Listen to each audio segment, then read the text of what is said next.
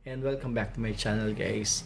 For today's video, guys, share ko lang sa inyo yung pagpasyal ko sa Cainta, which is nagkakaroon ng Sumbintik Festival doon, Suman, Bibingka, and Latek.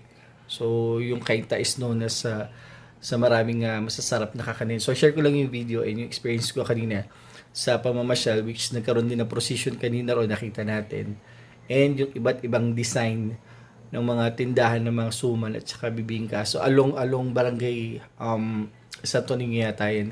Pero ang daming tao, guys, ang daming paninda, ang daming kakanin. So ito yung isa sa mga nabili natin, pichi-pichi, and siyempre yung favorite natin, bibingka. So yan.